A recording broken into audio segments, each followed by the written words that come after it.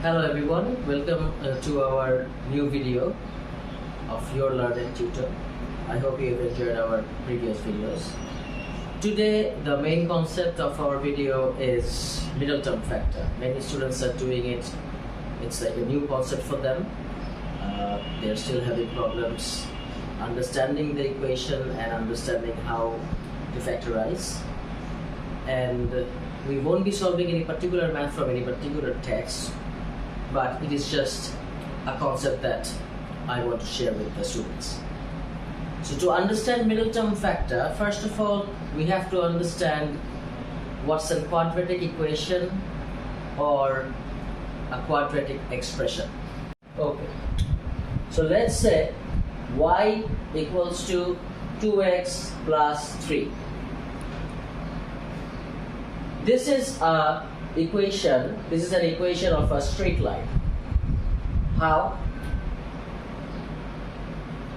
Here, this one, the power of x is basically 1,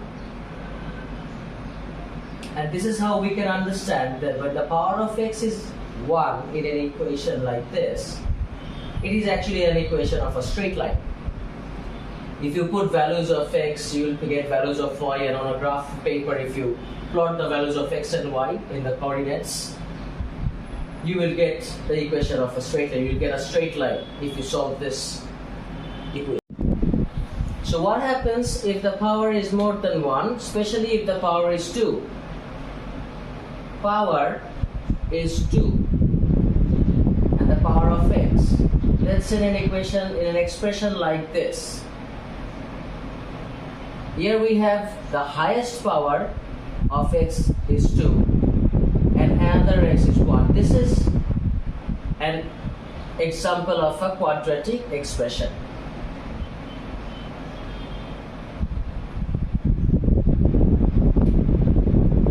This is how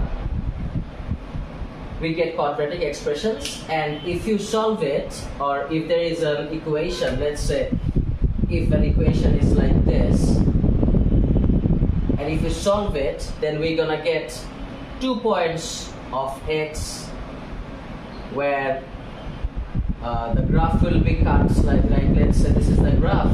Either this will be this or it will be this, where x-axis will be cut in 2 points, and we can draw the quadratic. We're using this quadratic equation. In quadratic equation, we can draw the graph. Today, our concept is not about how this particular thing is drawn. I will be showing this in another lecture.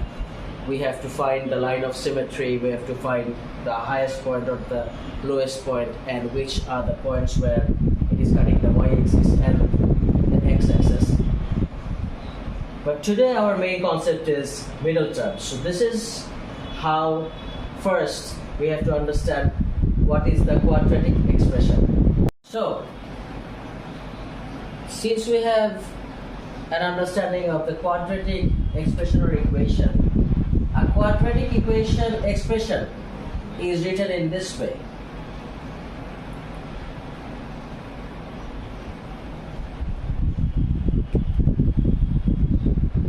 Where coefficients of x square, coefficient of x, these two are very important.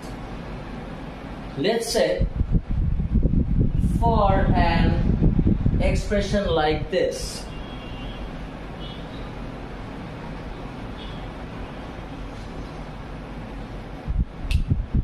here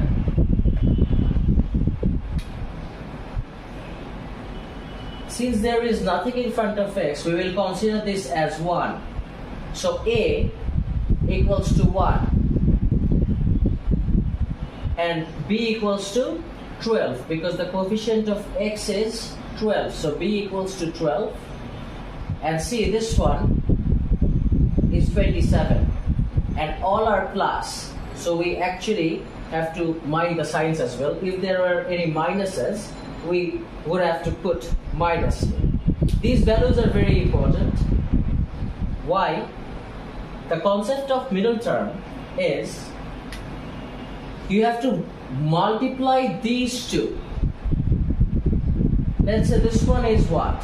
A, and this one is C. So this is 27, this is 1.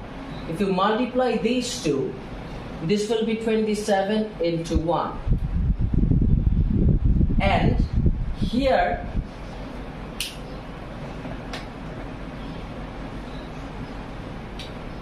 in this matter, in the middle, that's where it is more important. That's why it is called middle term factor. You have to put something which, after multiplying, will give you this, and after adding, you will have this. After adding, you will have the one that is in the middle, but if you multiply those two, you will get the value of 27, or the value of A into X, A into C, sorry. This is C into A. So this is a bit tough to grasp. If I solve it, then gradually, hopefully, you will be able to understand it. So let's solve it. Let's solve this particular expression into middle term. I'm writing it again. X squared plus 12x plus 27. So what is the rule? The rule is, first of all, I have to multiply this one. This 27 and 1. And it is 27. So in the middle, I have to find something. If I multiply, I will get 27. And if I add or subtract, I will get 12x. This is add or subtract.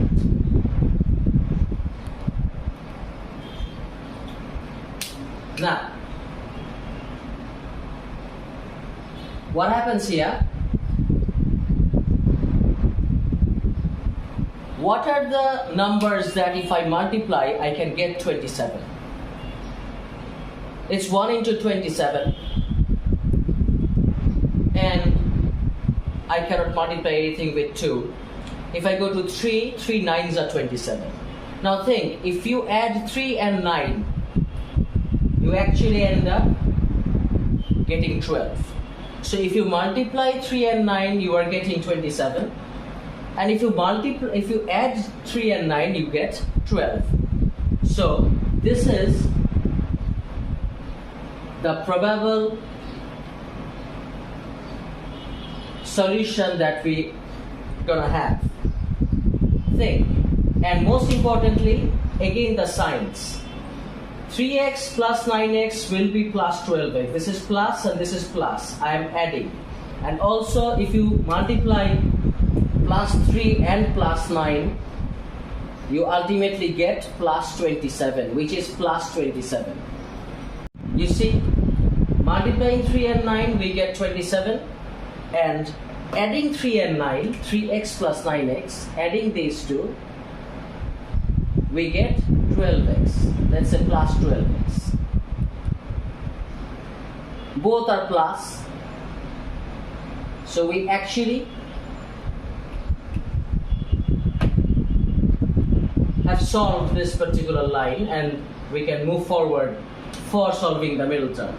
Now between x squared and 3x, these two, we can take x as the common. We have to factorize this particular expression, and then we will have x plus 3